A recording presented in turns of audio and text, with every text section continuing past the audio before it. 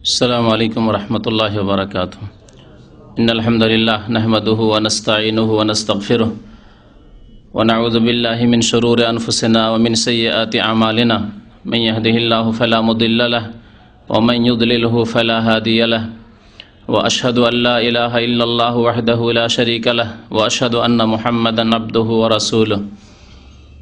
يا أيها الذين آمنوا اتقوا الله حق تقاته ولا تموتن إلا وأنتم مسلمون. يا أيها الناس اتقوا ربكم الذي خلقكم من نفس واحدة وخلق منها زوجها وبث منهما رجالا كثيرا ونساء واتقوا الله الذي تساءلون به والأرحام إن الله كان عليكم رقيبا. يا أيها الذين آمنوا اتقوا الله وقولوا قولا سديدا يصلح لكم أعمالكم ويغفر لكم ذنوبكم ومن يطع الله ورسوله فقد فاز فوزا عظيما. أما بعد فإن خير الحديث كتاب الله وخير الهدي هدي محمد صلى الله عليه وسلم وشر الأمور محدثاتها وكل محدثة بدعة وكل بدعة ضلالة وكل ضلالة في النار. أعوذ بالله من الشيطان الرجيم. بسم الله الرحمن الرحيم. كل نفس ذائقة الموت وإنما توفون أجوركم يوم القيامة فمن زحزح عن النار وأدخل الجنة فقد فاز وما الحياة الدنيا إلا متاع الغرور.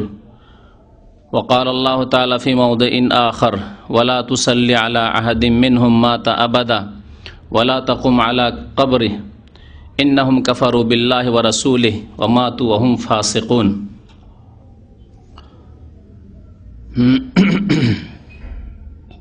মহান আল্লাহর সমস্ত প্রশংসা যে আল্লাহ পাক আমাদেরকে সৃষ্টি করেছেন এবং আমাদের জন্য নির্দিষ্ট সময় দিয়েছেন যা নির্ধারণ করেছেন আল্লাহ পাক রব্বুল আলামিন এই পৃথিবীতে। তারপরে আবার আমাদের জন্য মৃত্যুকে অপরিহার্য করেছেন। দরুদ ও সালাম নাযিল হোক ফি নবী মুহাম্মদুর রাসূলুল্লাহ সাল্লাল্লাহু আলাইহি ওয়াসাল্লামের প্রতি, যিনিও আল্লাহ পাক রব্বুল আলামিনের শ্রেষ্ঠ রাসূল, সৃষ্টির সেরা হওয়া সত্ত্বেও তার প্রতিও এই মত এসেছে। আল্লাহুম্মা সাল্লি আলাইহি আল্লাহুম্মা বারিক আলাইহি। মুসলিম ব্যক্তির যখন মত চলে আসে, মৃত্যু মুখে পতিত হয়, তখন সেই মাইয়েত বা মৃত ব্যক্তির বেশ কিছু হক রয়েছে মুসলিম উম্মার উপর। তার মধ্যে একটি হক হচ্ছে সলাতুল জানাজা, জানাজার সলাত বা জানাজার নামাজ। দীর্ঘদিন থেকে আমাদের কিছু ভাইরা জানাজার নামাজ সম্পর্কে সংক্ষিপ্ত হলেও যাতে করে জরুরি সমস্ত মাসলা মাসাইল এবং দোয়াগুলিও চলে আসে তলব করেছেন। তাই আজকে সেই জানাজার সলাত সম্পর্কে এবং জানাজার দোয়া সম্পর্কে কিছু কথা আপনাদের সামনে পেশ করব। যদিও বিস্তারিত জানতে হলে এ সম্পর্কে 5টি বক্তব্য রয়েছে। বেশ কয়েক বছর আগে এখানেই এই হলেই বক্তব্য হয়েছে। প্রায় 5টি বক্তব্য রয়েছে, যাতে শুরু থেকে শেষ পর্যন্ত বিস্তারিত আলোচনা করা হয়েছে। আজকে একটি বক্তব্যেই জানাজার শুধু সলাত সম্পর্কে আলোচনা হবে, যাতে করে অনেক মুসলিম ভাইরা রয়েছেন জানাজার সঠিক তরিকায় জানেন না, হয় জানেনই না যে জানাজার নামাজে কি করতে হয় না করতে হয়, কি পড়তে হয় না পড়তে হয়, কখন কি, আর না হলে জানলেও ভুল জানেন, সঠিক জানেন না। আবার অনেকে আছেন সঠিক জানলেও দোয়াগুলি মুখস্থ নেই, দোয়া মুখস্থ নেই। অনেকের হয়তো একটি দোয়া মুখস্থ আছে, বাকি দোয়াগুলি সম্পর্কে জানেও না যে আরও কিছু দোয়া আছে নবী করিম সাল্লাল্লাহু আলাইহি ওয়াসাল্লামের হাদিসে। এজন্য সালাতুল জানাজা সম্পর্কে যদি আলোচনা হয়ে যায় তো মুসলিম ভাইদের অনেক উপকার হবে। আজকে কয়েকটি দিক নিয়ে আলোচনা করব এই সালাতুল জানাজা বা জানাজা সম্পর্কে। প্রথম হচ্ছে জানাজার নামাজ বা জানাজার সালাতের হুকুম শরীয়তে। দ্বিতীয় আলোচনা হচ্ছে জানাজার নামাজের ফজিলত। তৃতীয় হচ্ছে জানাজার নামাজের তরিকা, পড়ার নিয়ম। 4 নম্বরে হচ্ছে জানাজার সলাতের দোয়া সমূহ। 5 নম্বরে হচ্ছে শিশুদের জানাজা। 6 নম্বরে হচ্ছে জানাজার সালামের মাসলা, 1 সালাম না 2 সালাম, সালামের ব্যাপারটি। 7 নম্বরে হচ্ছে জানাজার নামাজের শর্তাবলী। 8 নম্বরে হচ্ছে জানাজার নামাজের রোকন সমূহ বা ফরজ অপর ভাষায়। 9 নম্বরে হচ্ছে জানাজার সুন্নাত সমূহ, জানাজার নামাজে যে সব সুন্নাত কাজ বা কথা রয়েছে। 10 নম্বরে হচ্ছে মাইয়াতকে দাফন করে দেওয়ার পরে তার জন্য দোয়া।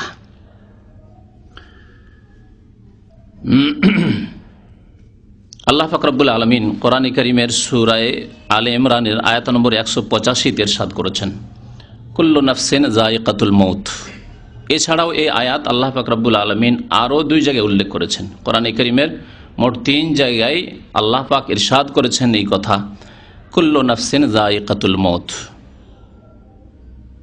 আর এটি এমন এক সত্য যে সত্যের প্রতি প্রত্যেক ব্যক্তির বিশ্বাস আছে, মুসলিম কাফের, সৎ অসৎ, নেক ফাসেক, সবার বিশ্বাস আছে যে একদিন মরতেই হবে, একদিন মরতেই হবে। যদিও এক শ্রেণীর বিদআতপন্থীদের ধারণা যে আম্বিয়াগণের মত হয় না, অথবা নবী করিম সাল্লাল্লাহু আলাইহি ওয়াসাল্লাম জীবিত আছেন এইরকমই আমাদের মতোই, বিদাতি ধারণা রয়েছে। তাদের ওলি আউলিয়া নাকি তাদের মত হয় না, ইত্যাদি ইত্যাদি। এগুলি ভ্রান্ত ধারণা। প্রত্যেক মানুষের মত হবে,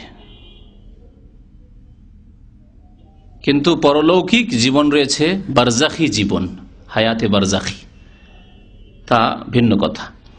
তো আল্লাহ পাক এই সত্য কথাটি স্পষ্ট করে ঘোষণা করেছেন, কুল্লু নাফসিন, প্রত্যেক জীবেরই, যায়িকাতুল মউত, মতের আস্বাদন গ্রহণ করতে হবে। প্রত্যেক জীবকে মরতেই হবে। মতের স্বাদ এত তিক্ত স্বাদ যে স্বাদের কথা মনে পড়লে, বা যেই স্বাদ মনে পড়লে অনেকেই মনে করেন না, ভুলে যান, কিন্তু ওই রকম মুহূর্তে পতিত হলে মরমর অবস্থা, এখন আর বাঁচছি না, কিন্তু তারপরে হুঁশ আছে, আর বাঁচছি না, চারিদিকে আগুনে ঘিরে নিয়েছে, আর বেরোতে পারছে না, হুঁশ আছে একটু। অথবা নদীতে হাবুডুবু করছেন, হুঁশ আছে, কিন্তু আর বাঁচছি না, কেউ বাঁচাবার নেই এখানে, আল্লাহ পাক না বাঁচালে। যখন চোখের সামনে মানুষ মৃত্যুকে দেখে, অথবা একেবারে শেষ অবস্থা, এখন অসুস্থ হয়ে শেষ অবস্থা, এই সময়গুলিতে মত বেশি স্মরণ আসে। যারা অসৎ ব্যক্তি তারও স্মরণ আসে, কাফের, বেদিন, বিধর্মী, নাস্তিক, তারও স্মরণ আসে যে এখন আর দুনিয়ার কোনো স্বাদ নেই, মরতেই হবে। তো এই স্বাদ অত্যন্ত তিক্ত স্বাদ। তাই এই স্বাদ সম্পর্কে, মৃত্যুর স্বাদ সম্পর্কে নবী করিম সাল্লাল্লাহু আলাইহি ওয়াসাল্লাম বলেছেন, আকসিরু যিকরা হাযিমিল লাজ্জাত, তোমরা বেশি বেশি স্মরণ করো, বেশি বেশি স্মরণ করো যিকরা হাযিমিল লাজ্জাত, পৃথিবীর স্বাদকে ধ্বংসকারী, স্বাদকে নষ্টকারী বস্তুকে। নবী সাল্লাল্লাহু আলাইহি ওয়াসাল্লাম বলছেন, ইয়ানি আল মউত, পৃথিবীর সমস্ত স্বাদকে ধ্বংসকারী কি? মউত। স্ত্রী আছে, তার একটা স্বাদ আছে, ধ্বংসকারী মউত। ছেলে মেয়েদের স্বাদ আছে, তা ধ্বংসকারী, তিক্ততায় পরিণত হবে এই মতে। জমি জায়গার স্বাদ আছে, পাকা বাড়ির স্বাদ আছে, ভালো গাড়ির স্বাদ আছে, ভোগবিলাসের স্বাদ আছে, ভালো ভালো খাবারের স্বাদ আছে, নেতৃত্বের স্বাদ আছে, ধন সম্পদের স্বাদ আছে, এসব স্বাদ আছে। পৃথিবীর যত রকমের ভোগের বস্তু হতে পারে, সব কিছুর স্বাদকে ধ্বংসকারী, নষ্টকারী হচ্ছে নবী করিম সাল্লাল্লাহু আলাইহি ওয়াসাল্লামের মোবারক ভাষায় হাযিমুল লাজ্জাত, স্বাদকে ধ্বংসকারী, নষ্টকারী। আল মউত, মওতকে স্মরণ করো বেশি বেশি। মওতকে স্মরণ করলে কি করতে হবে? মরার পরে কি হবে, কি অবস্থার সম্মুখীন হব, তার জন্য কর্মক্ষেত্র রয়েছে এই পৃথিবী দুনিয়া। সুতরাং এখান থেকে এমন কিছু সম্বল নিয়ে যাব যা দিয়ে মতের পরের জীবনে পেরেশানি না হয়, অশান্তি না হয়, তখন যাতে করে আরাম পাওয়া যেতে পারে। তাই আল্লাহ পাক ইরশাদ করেছেন, ওয়া ইন্নামা তুওয়াফাউনা উজুরাকুম ইয়াউমাল কিয়ামা, মত তো হবে। আর এই কথা কাফের, বেদিন, বিধর্মী, বেনামাজি, ফাসেক বিশ্বাস করে, তারাও বিশ্বাস করে। কিন্তু তারপরে কি হবে এ কথাই বিশ্বাস কাফের, বেদিন, নাফরমান তাদের নেই। আর অনেকের থাকলে নামে মাত্র, কাজে কর্মে এইরকম বিশ্বাস নেই। আল্লাহ বলছেন এই কথা বিশ্বাস করবে, ওয়া ইন্নামা তুওয়াফাউনা উজুরাকুম ইয়াউমাল কিয়ামা, কিয়ামতের দিবসে তোমাদের পুরোপুরি প্রতিদান দেওয়া হবে, সম্পূর্ণ প্রতিদান দেওয়া হবে উত্তম রূপে। আর সেই দিন প্রতিদান ভালো হবে, মন্দ হবে। ভালো লোকের প্রতিদান ভালো হবে, আপনি যা করেছেন তার ফল। সুতরাং ভালো করে থাকেন তো ভালো ফল হবে, খারাপ করে থাকেন তো খারাপ হবে। ফামান যুহজিহা আনিন নার, সুতরাং যেই ব্যক্তিকে জাহান্নাম থেকে বিমুক্ত করা হলো, জাহান্নাম থেকে দূরে রাখা হলো, জাহান্নামের কাছে তাকে নিয়ে যাওয়া হলো না। ওয়া উদখিলাল জান্নাহ, এবং জান্নাতে তাকে প্রবিষ্ট করানো হলো। ফাকাদ ফাজা, সেই ব্যক্তি সফল কামিয়াব, সেই ব্যক্তি সবচেয়ে বড় কামিয়াব ওই ব্যক্তি যেই ব্যক্তি পৃথিবী থেকে এমন কিছু সম্বল নিয়ে গেছে ঈমান এবং সৎ আমলের, কোনো ব্যক্তিকে ধরে নয়, ঈমান এবং নেক আমল। ইন্নাল্লাযীনা আমানু ওয়া আমিলুস সলিহাত কানাত লাহুম জান্নাতুল ফিরদাউসে নুজুলা, তাদের জন্য জান্নাতুল ফিরদৌস। এই সম্বল, ঈমান এবং আমলের সম্বল যারা নিয়ে গেছে, ফাকাদ ফাজ, তারাই হচ্ছে সফল কাম। তাহলে রাজাও নয়, বাদশাও নয়, প্রধানমন্ত্রীও নয়, রাষ্ট্রপতিও নয়, পুঁজিপতিও নয়, কেউ নয়। যার ছেলে মেয়ে দুনিয়াতে আছে বেশি সংখ্যায়, তা সেও নয়। যার প্রত্যেকটি ছেলে উচ্চশিক্ষিত আর চাকরি করে ভালো ভালো পোস্টে ইত্যাদি, বড় বড় অফিসার, সেও নয়। ফামান যুহজিহা আনিন নার ওয়া উদখিলাল জান্নাত ফাকাদ ফাজ, যে ব্যক্তিকে জাহান্নাম থেকে দূরে রাখা হবে আর জান্নাতে প্রবিষ্ট করা হবে, জান্নাতে দাখিল করবেন আল্লাহ পাক, ফাকাদ ফাজ, সেই ব্যক্তি কামিয়াব। ওমাল হায়াতুদ দুনিয়া, কিন্তু জান্নাতে যে বাধা হচ্ছে পার্থিব ভোগ বিলাসের বস্তু, দুনিয়া গাফিল করে দিয়েছে মানুষকে, উদাসীন করে দিয়েছে পরকাল থেকে। আল্লাহ বলছেন দুনিয়ার যত ভোগের বস্তু রয়েছে এগুলো হচ্ছে মাতাউল গরুর। আমাল হায়াতুদ দুনিয়া, পার্থিব জীবন হচ্ছে মাতাউল গরুর, অর্থাৎ প্রতারণার সম্পদ। মাতা হচ্ছে ক্ষণিকের ভোগের বস্তু, যা স্থায়ীভাবে ভোগ করা যায় না, হচ্ছে মাতা। দুনিয়ার আসবাবপত্র যা কিছু আছে এগুলি হচ্ছে সব মাতা, এগুলিকে বলে মাতা সামান। এমন মাল সামান যেগুলি কিছুদিন ব্যবহার করলেন, তারপর আপনি গেলেন অথবা সেগুলি গেল। আর গরুর মানে হচ্ছে ধোঁকা, প্রতারণার বস্তু হচ্ছে পৃথিবী। সুতরাং যারা প্রতারিত হয়েছে তারাই কিন্তু ফেল, আর যারা দুনিয়া পেয়ে প্রতারিত হয়নি, ধোঁকাই পড়েনি, তারাই হচ্ছে কামিয়াব। এ আয়াতে আল্লাহ পাক রব্বুল আলামিন মরণকে স্মরণ করিয়েছেন। মরণ হয়ে গেলে জানাজার নামাজ পড়তে হবে। এই জানাজার সালাতের কথা, নামাজের কথা কোরআনে কারিমে কি আছে? একটি আয়াতে এর ইঙ্গিত পাওয়া যায়। আল্লাহ পাক সূরা তাওবার আয়াত নম্বর 84 ইরশাদ করছেন, ওয়ালা তুসাল্লি আলা আহাদিম মিনহুম মাতা আবাদান। হে নবী মুহাম্মদ সাল্লাল্লাহু আলাইহি সাল্লাম, আল্লাহ নবীকে আল্লাহ পাক রব্বুল আলামিন সম্বোধন করে বলছেন, ওয়ালা তুসাল্লি আলা আহাদিম মিনহুম, তাদের এমন কোন ব্যক্তির ওপর আপনি নামাজ পড়বেন না, অর্থাৎ জানাজার নামাজ পড়বেন না। তাদের ওপর নামাজ অর্থাৎ কিসের নামাজ? জানাজার নামাজ। তাদের এমন কোন ব্যক্তির ওপর পড়বেন না মাতা আবাদান, যেই ব্যক্তি চিরকাল কুফরির অবস্থায় থেকে মরে গেছে, কুফরি শিরকের ওপর মরে গেছে। ওয়ালা তাকুম আলা কবরিহি, জানাজার নামাজ তো পড়বেন না। এখানে আল্লাহ পাক তাহলে কি করলেন উল্লেখ? সালাতের কথা। মানুষের ওপর নামাজ মানে জানাজার নামাজ। তাহলে জানাজার নামাজ ওই সব লোকের উপরে পড়বেন না যারা কুফরির অবস্থায় মারা গেছে। তাহলে কার ওপর জানাজার নামাজ পড়তে হবে? যে ব্যক্তি ঈমানের অবস্থায় মারা গেছে। ঈমানের অবস্থায় যে ব্যক্তি মারা গেছে তার উপর জানাজার নামাজ পড়তে হবে। এটি হচ্ছে উম্মতে মুসলিমার উপর, মুসলিম জাতির উপর ওই মুসলিম মাইয়্যিতের হক, অধিকার। তো নবী করিম সাল্লাল্লাহু আলাইহি সাল্লাম বলেছেন, হাক্কুল মুসলিম আলাল মুসলিমে খামসুন, একজন মুসলিমের অপর মুসলিমের উপর 5টি হক রয়েছে। কোন হাদিসে 6টির কথা উল্লেখ করেছেন। তার মধ্যে একটি হচ্ছে ইত্তিবাউল জানাইজ, জানাজার সাথে যাওয়া, নামাজে শরীক হওয়া, মাইয়াতের সাথে গিয়ে, আর পারলে দাফনও শরিক হও।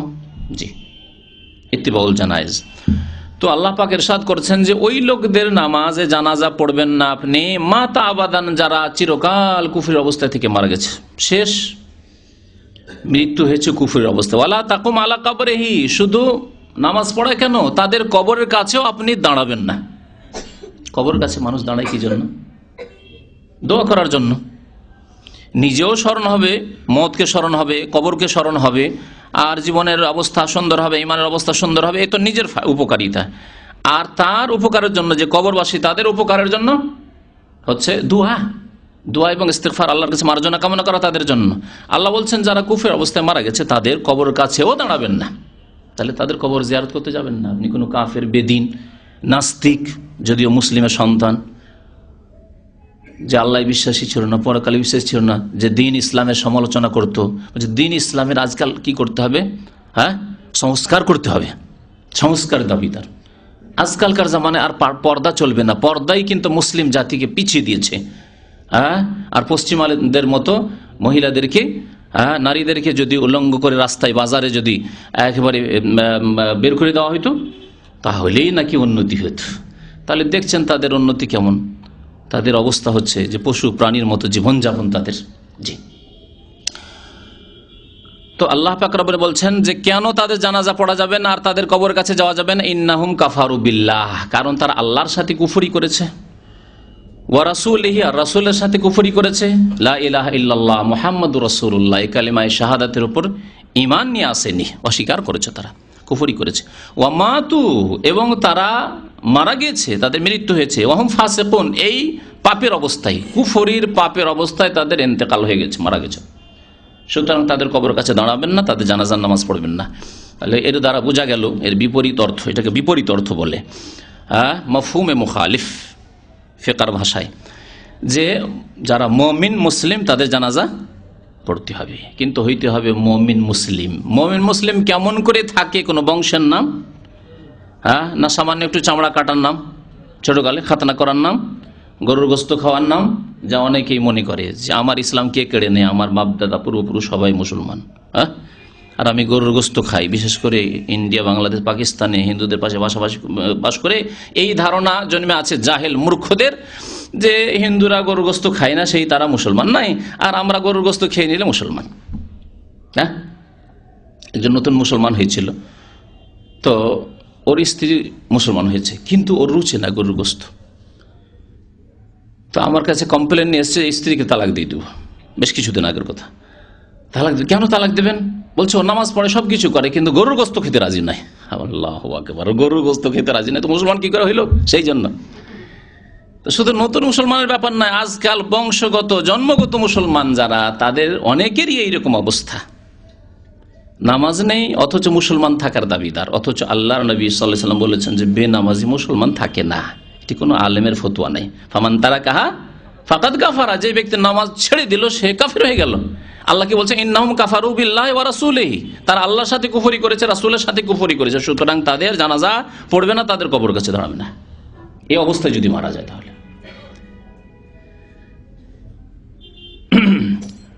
কথাকে আরো সামনে নিয়ে যাই। প্রথম বিষয়ে আসিনি, শুধু আয়াতে এখন পর্যন্ত আছি। প্রথম বিষয়টি বলেছিলাম যে জানাজার নামাজের হুকুম কি। জানাজার নামাজের শরীয়তি হুকুম হচ্ছে ফরজে কিফায়া, ফরজে আইন নয়, মানে প্রত্যেক মুসলিমের ওপর ফরজ নয়। এক গ্রামে একজন লোক মারা গেছে, মুসলিম মারা গেছে, নারী হোক আর পুরুষ হোক আর শিশু হোক, তাহলে সেই গ্রামে প্রত্যেকের উপর জানাজা ফরজ কি না, কিছু লোক যেতে হবে প্রত্যেক বাড়ি থেকে। 5 ভাই আছে, 2 ভাই গেল, 3 ভাই যেতে পারলো না, যথেষ্ট। তাহলে গোটা গ্রামের লোক মাফ পেয়ে যাবে, গোটা এলাকার লোক আল্লাহর কাছে মুক্তি পেয়ে যাবে, ফরজে কিফায়া আদায় হয়ে যাবে। আর বাকি যে লোকগুলি রয়েছে তাদের ক্ষেত্রে কি বলবেন? কিছু লোক গেল গ্রামে, 200 জন বাস করে, 200 জনের মধ্যে 100 জন গেল, তাহলে ফরজে কিফায়া আদায় হয়ে গেল। বাকি আর 100 জন যে গেল না, বা আপনার বাড়িতে 5 ভাই আছেন, আপনারা 2 ভাই গেলেন, 3 ভাই গেলেন না, অথবা 3 ভাই গেলেন, বাকি গেলেন না, তো বাকি 2 জনের জন্য বা বাকি ওই গ্রামের 100 জন যারা যায়নি তাদের জন্য এই জানাজার হুকুম কি হবে? কে বলতে পারেন? সুন্নাত তাদের জন্য। তারাও গেলে যদি সবাই মিলে যায় যে গোটা গ্রাম গিয়ে জানাজার শরীক হব, তাহলে তারা ফরজে কিফায়াত আদায় করলো, তার সাথে সুন্নত আদায় করলো। কারণ নবী করিম সাল্লাল্লাহু আলাইহি ওয়াসাল্লাম বলেছেন যে মুসলিমের হক হচ্ছে জানাজায় অংশ নেওয়া। 2 নম্বরের বিষয় তা ছিল জানাজার নামাজ পড়লে পাবেন কি আপনি ফজিলত, আপনি কি পাবেন? মহাপুরস্কার আল্লাহ পাক রব্বুল আলামিন রেখেছেন। আবু হুরায়রা রাদিয়াল্লাহু তাআলা আনহু বর্ণনা করেছেন, ক্বালা রাসূলুল্লাহ সাল্লাল্লাহু আলাইহি ওয়াসাল্লাম, রাসূলুল্লাহ সাল্লাল্লাহু আলাইহি ওয়াসাল্লাম ইরশাদ করেছেন, মান শাহিদাল জানাজা, সহিহ বুখারী এবং মুসলিমের হাদিস। মান শাহিদাল জানাজা, যেই ব্যক্তি জানাজায় উপস্থিত হলো, হাত্তা ইউসাল্লা আলাইহা, অতক্ষণ থাকলো যতক্ষণ জানাজার উপর নামাজ। জানাজা মানে মৃত ব্যক্তিকে জানাজা বলা হয়। হ্যাঁ, তো জানাজার ওপর জানাজার নামাজ পড়া হইল, মানে মাইয়াতের উপর জানাজার নামাজ পড়া হইল। ফালাহ কিরাতুন, নামাজ পড়লো শুধু জানাজার, তাহলে 1 কিরাত নেকি পেয়ে গেল। যেমনই নামাজ হইলো, আপনি জানাজার নামাজে শরীক হলেন, 1 কিরাত নেকি পেয়ে গেলেন। ওমান শাহেদা, আর যে ব্যক্তি জানাজার নামাজে উপস্থিত হলো বা কোনো মৃত ব্যক্তির ঘরে বাড়িতে সেখানে যেখানে রয়েছে, এখন জানাজা হতে যাচ্ছে সেখানে উপস্থিত হলো, হাত্তা তুদফানা, জানাজার নামাজও শরীক হলো, এমনকি দাফনও করা হলো, দাফনও শরীক হলো, কবরে দফন করাও শরীক হলো। কান আল্লাহ কিরাতানে, নবী করিম সাল্লাল্লাহু আলাইহি ওয়াসাল্লাম বলছেন সেই ব্যক্তি 2 কিরাত নেকি পাবে। যে ব্যক্তি 2টো কাজে শরীক হলো, নামাজে জানাজা তো শরীক হলো আর দাফনেও শরীক হলো, সেই ব্যক্তি 2 কিরাত নেকি পাবে। কিলা, সাহাবারা জিজ্ঞাসা করলেন, ওমাল কিরাতান, হে আল্লাহ রাসূল সাল্লাল্লাহু আলাইহি ওয়াসাল্লাম, 2 কিরাত মানে তো বুঝলাম না, 1 কিরাত নাকি 2 কিরাত নাকি, তো বুঝতে পারলাম না কত পরিমাণ নাকি। নবী করিম সাল্লাল্লাহু আলাইহি ওয়াসাল্লাম কি বললেন, মিসলাল জাবালাইনিল আযীমাইনি, 2 কিরাত মানে 2টি বড় পর্বতের মতো, বড় পাহাড়ের মতো, 2টি বড় পাহাড়। অহদ পাহাড় কি বড় পাহাড়? খুব এত বড় পাহাড় নয়, এর সাথে অনেক বড় বড় পাহাড় পৃথিবীতে আছে। তাহলে বড় পাহাড় একটি হিমালয়,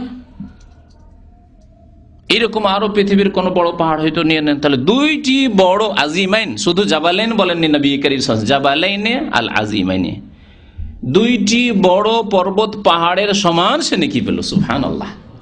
জি, আপনি হয়তো হালকা মনে করে কত জানাজায় ছেড়ে দিচ্ছেন। এমন মসজিদের আশেপাশে, বিশেষ করে সৌদি আরবে তো মসজিদে জানাজা হয়ে যায়, কারণ কবরস্থান শহরে হয়তো দেশে হইতে পারে, বড় বড় শহরগুলিতে, কারণ কবরস্থানে গিয়ে হয়তো জানাজা পড়ার সুযোগ সুবিধা নেই। তো আপনি এমন মসজিদের পাশে বাস করেন যেখানে জানাজা হচ্ছে, জানেন যে জোহরে জানাজা হয়, আসরে জানাজা হয়, আপনি অবহেলায় ওর পাশে একটা উক্তিয়া মসজিদে নামাজ পড়ে নিচ্ছেন, ওই মসজিদে একটু কষ্ট করে যাচ্ছেন না, কত নেকি থেকে আপনি বঞ্চিত হচ্ছেন। যে ভাইদের কাছে গাড়ি আছে, যারা গাড়ি চালান, তাহলে এইরকম সুযোগ সুবিধাগুলি আপনাদের গ্রহণ করা খুব সহজ। গাড়িটা এই দিক দিয়ে না গিয়ে ওই মসজিদের নামাজ না পড়ে, যে মসজিদে জানাজা হয় না এমন মসজিদে গেলেন, যাক নামাজ তো পড়তে হবে, আজানের সাথে সাথে গিয়ে ওই মসজিদে উঠলেন যেখানে জানাজা হওয়ার সম্ভাবনা আছে। সুবহানাল্লাহ। নফল অতিরিক্ত কত নেকি হচ্ছে, আপনার ফরজ যেগুলি আদায় করছেন, ওয়াজিব আদায় করছেন, সেগুলি নেকি তো আছেই, যেগুলি আদায় করতেই হবে, কিন্তু আপনি একটি ফরজে কিফায়া আদায় করতে গিয়ে অনেক ভাইরা আদায় করে হয়তো আপনার পক্ষ থেকে আপনাকে মুক্ত করে দিচ্ছিল, কিন্তু আপনি এতে শরীক হয়ে কত নেকিতে আপনি অংশ পেলেন। এই ছিল ফজিলত জানাজার নামাজের। জানাজার নামাজের তরিকায় আসি, এটি হচ্ছে আসল, কারণ এই তরিকাতে খুব ভুল ভ্রান্তি আছে আমাদের দেশে। জানাজার নামাজের তরিকা, প্রথম জানাজার নামাজ আপনি পড়বেন, যে কোনো আমলের জন্য কি করতে হবে? নিয়ত করতে হবে। নিয়ত কি করতে হবে? করতে হবে না পড়তে হবে? হ্যাঁ, কথা বুঝবেন, বুঝার চেষ্টা করবেন। আমাদের কথা অনেকে বুঝে না, আর যার ফলে তারা সঠিক জিনিস উপলব্ধি করতে পারে না। থাকে সৌদি আরবে অনেক দিন থাকে, আর ওই বিদাত নিয়ে এসেছিল, বিদাত নিয়ে আবার ফিরে চলে যায় না বুঝার কারণে। হয় বুঝলো না যে নিয়ত কি জিনিস, অথবা একেবারে কিছুই বুঝলো না বলে আরে আরে আরে এরা নিয়তি করে না, নিয়তি করে না। আর নিয়ত না করলে কি আর কোনো আমল কবুল হয়? মিথ্যা কথাবার্তা বললো। জি, অথচ সে নিয়ত করে না, নিয়ত পড়ে। যেই বিদাতি কথা বলছে যে আর এখানে নিয়ত করতেই নিষেধ করছে, সেই ব্যক্তি নিয়ত পড়ে, নিয়ত করে না, পড়ে। ঠিক না? পড়া কি দিয়ে হয়? মুখ দিয়ে, জবান দিয়ে পড়া হয়। আর নিয়ত করা অন্তর দিয়ে, যেমন খাওয়া পান করা মুখ দিয়ে হয়, কেউ যদি বলে, ভাই আমি খেয়েছি, তাহলে কেউ কি ভাববে জানে সে নাক দিয়ে খেয়েছে, কান দিয়ে খেয়েছে, আর কোনো রাস্তা দিয়ে খেয়েছে? কখনো ভাববে না। ঠিক তেমনি নিয়ত আমি করেছি, এই কাজটি করার, অর্থাৎ অন্তরে আমি সংকল্প করেছি, এর নাম নিয়ত। আল্লাহ পাক রব্বুল আলামিন মানুষের কাজকে বিভিন্ন অঙ্গ প্রত্যঙ্গের ওপর ভাগ করে দিয়েছেন, ভাগ বন্টন করে দিয়েছেন। এক অঙ্গের ওপর সমস্ত কাজ চাপিয়ে দেননি, ঠিক কিনা? আল্লাহ যদি সব কাজ পায়ের ওপর চাপিয়ে দিতেন তো পায়ের মহা মুশকিল হয়ে যেত। এই পা তোকে কি করতে হবে? হাঁটতেও হবে, আর তোর উপরে গোটা 80 কিলো ওজন, 100 কিলো ওজন তোর উপরে থাকবে, বোঝা চেপে থাকবে, আর তোকে ধারণও করতে হবে, ধরতেও হবে, মানে হাতের ডিউটি করতে হবে, আর তোকে শুনতেও হবে, কানের ডিউটি করতে হবে, তোকে বলতেও হবে, জবানের ডিউটি করতে হবে। মহা মুশকিল হয়ে যেত। আল্লাহ ভাগ করে দিয়েছেন, কিছু ডিউটি দিয়েছেন পাককে, কিছু ডিউটি দিয়েছেন হাতকে, কিছু ডিউটি জবানকে বলার জন্য, জবানকে শুধু বলার ডিউটি দিয়েছেন, তাকে শোনার ডিউটি দেননি, শোনার ডিউটি দেননি। আপনি নাক যদি বন্ধ করে দেন, আবার নাক যদি বন্ধ থাকে আপনার সর্দি লেগে, তাহলে মুখ লাগিয়ে যতই টান দেন শুনতে পারবেন? ডিউটি এমন করে ভাগ করে দিয়েছেন যে যে যার কাজ তাই করতে পারবে। জি, এমন ভাবে অঙ্গ প্রত্যঙ্গের উপর আল্লাহ পাক রব্বুল আলামিন কাজগুলিকে বন্টন করে দিয়েছেন, দায়িত্ব বন্টন করে দিয়েছেন আল্লাহ পাক রব্বুল আলামিন। অন্তরের দায়িত্ব দিয়েছেন বেশ কিছু দায়িত্ব, তার মধ্যে হচ্ছে বিশ্বাস করা, ঈমান নিয়ে আসা। কি দিয়ে হয়? অন্তর দিয়ে হয়। অবিশ্বাস, কাফের কুফরি করে, অবিশ্বাস করে, বিশ্বাস করি না আমি, তাও কি দিয়ে করে? অন্তর দিয়ে। তা প্রকাশ করে হয়তো মুখ দিয়ে, কিন্তু এর সম্পর্ক অন্তরের সাথে। কপটতা, মুনাফিকি, বিশ্বাস নেই কিন্তু প্রকাশ করে মুখে, তো কপটতা রয়েছে অন্তরে। জি, খুশি, বিয়ের দিন মাশাআল্লাহ আপনার খুব খুশি, আপনি তাহলে খুশি কোনখানে হয়? আগে অন্তরে খুশি হয়, তখন মুখটা খুশি খুশি মনে হয়, চেহারাটা খুশি খুশি মনে হয়। জি, শোক, মারা গেছে, মা মারা গেছে, আব্বা মারা গেছেন, ছেলে মারা গেছে, এই শোক কোথায় হয়? অন্তরে হয়। তারপরে তার বহিঃপ্রকাশ ঘটে অঙ্গ প্রত্যঙ্গের উপর, চেহারার উপর, মুখমণ্ডলের উপর। জি, এইভাবে নিয়ত করা, সংকল্প করা। নিয়ত করা মানে সংকল্প করা। আর বড় বড় হানাফি আলেমরাও, যারা বড় বড় আলেম মুহাদ্দিসিন, তারাও বলেছেন যে আন-নিয়াতুহু আজিমাতুল কলব। আনোয়ার শাহ কাশ্মীরি, হানাফিদের বড় আলেম মুহাদ্দিসে, তিনি বুখারীর ভাষ্য লিখতে বলেছেন আন-নিয়াত, নিয়ত হচ্ছে অন্তরের সংকল্পের নাম, আর মুখে নিয়ত করা এগুলি শরীয়তে নেই। কিন্তু ওই ছোটগুলি হচ্ছে সমস্যা। নিম মোল্লা খাতরা ইমান, অর্ধেক মোল্লা অর্ধেক মৌলবি, বা ছোট খাটো মৌলবি, এগুলি হচ্ছে খাতরায়ে ইমানের জন্য বিপজ্জনক, আমলের জন্য বিপজ্জনক। ও নিম হাকিম খাতরায়ে জান। উর্দুতে, ফার্সিতে একটি প্রবাদ আছে, নিম হাকিম। নিম মানে হচ্ছে হাফ হাফ, নিম হাকিম, হাকিম মানে ডাক্তার।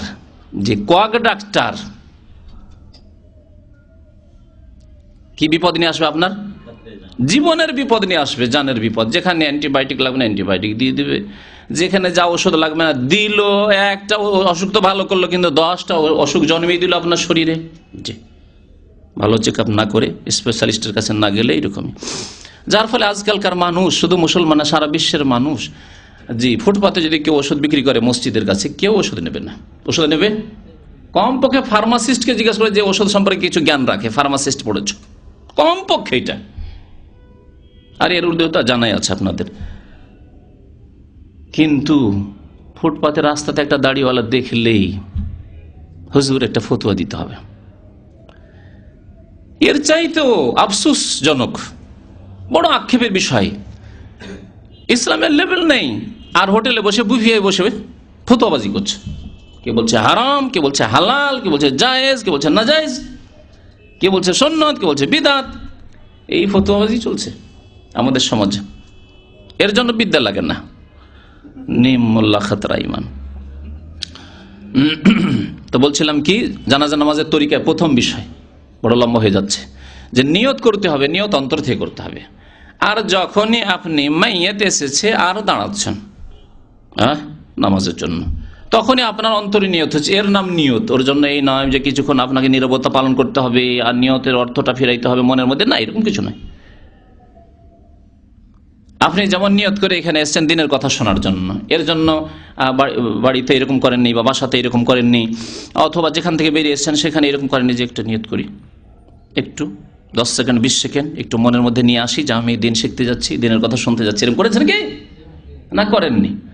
তাহলে ওই রকমই কিন্তু নিয়ত করেছে। ইন্নামাল আমালু বিন্নিয়াত, আপনি দিন শেখার নিয়তে আছেন তো নবী করিম সাল্লাল্লাহু আলাইহি সাল্লাম বলেছেন মান খারাজা লিতালাবিল ইলমি ফাহুয়া ফি সাবিলিল্লাহ, যে ব্যক্তি ইলমের সন্ধানে দিন শেখার জন্য কোথাও বের হলো সেই ব্যক্তি আল্লাহর রাস্তায় বেরিয়ে পড়লো, তার ইবাদত নয়? এটা কি নেকির কাজ নয়? অবশ্যই।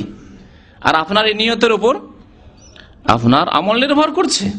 কিন্তু যদি আপনি মনে করেন যে আপনার কোনো বন্ধু বলেছে আমার সাথে দেখা করতে হলে ইসলামী সেন্টারে আসতে হবে, আপনি কখন আসতেন না, কিন্তু গরজ আছে তার কাছে টাকা ধার নেবেন বা এমন কোনো জরুরি কাজ আছে সেই জন্য এসছেন, আর দেখছেন যে ও সামনের দিকে বসে আছে, ও দেখাও করতে পারছি না আর ওকে টেনেও নিয়ে যেতে পারছি না, নাহলে তাড়াতাড়ি বেরিয়ে পড়তাম, এই জন্য বসে আছেন, খুব কষ্ট হচ্ছে বসে থাকতে, অস্বস্তি, কিন্তু বসে আছেন, ওর সাথে দেখা করতেই হবে।